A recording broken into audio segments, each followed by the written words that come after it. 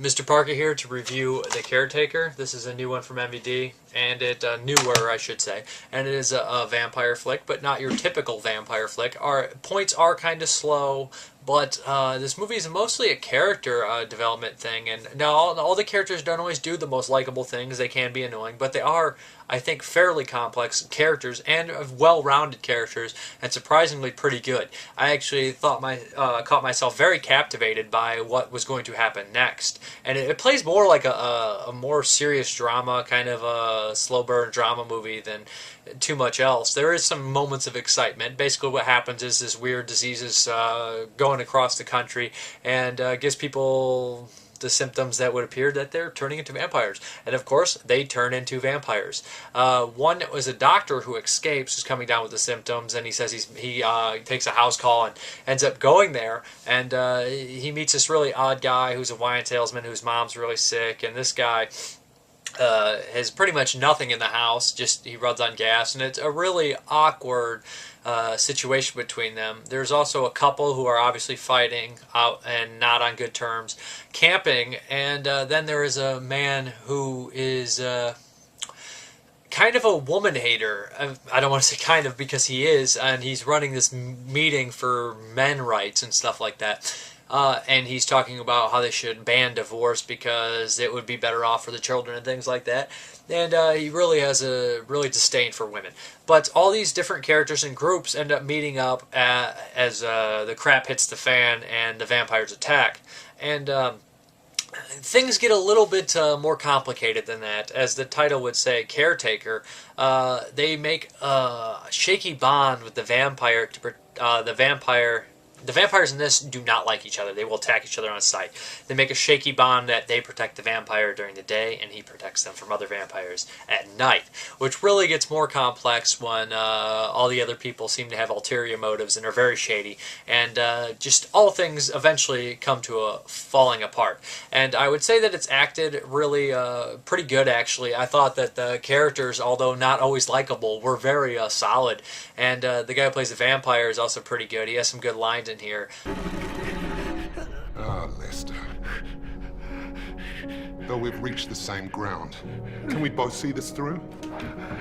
Survive? Live long enough to die? No. Here's what I've found. The fruit and the feather fall at the same rate. One is crushed. One is tickled by its fate. Some meaningful lines, and there's a great scene that's a calm before the storm scene where the woman in the film, who pretty much is more alienated than everybody else, but also in the very beginning of the film is very dislikable, but she kind of wins you over towards the end, I guess you would say, is up really late playing the piano, and everyone's sleeping, and they all hear it, and they kind of just zone out and think, and it goes over them, and that's like the calm before the storm. It's a really cool scene.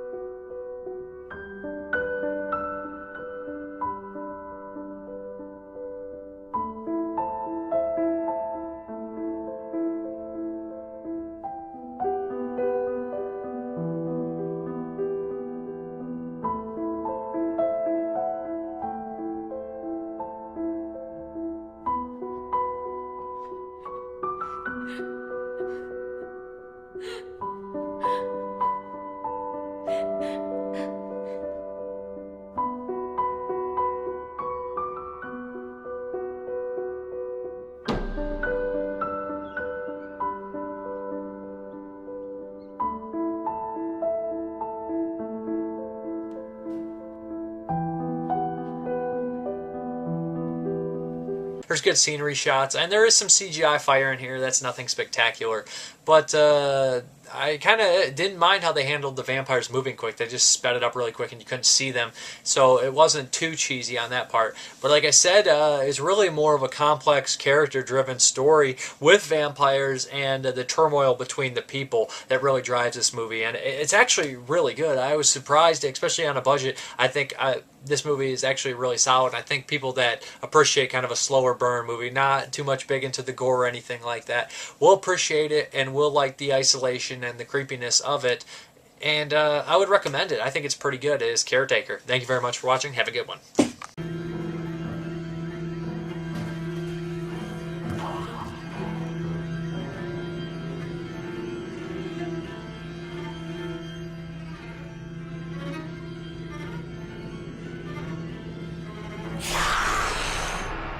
What's happening to me?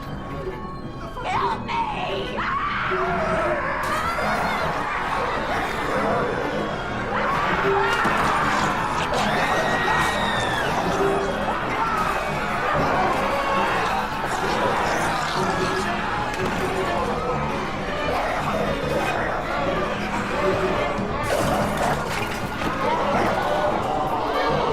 This one.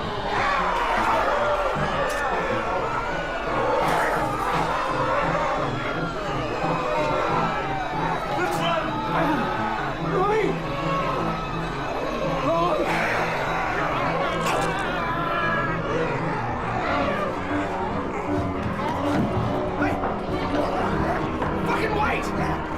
Sorry.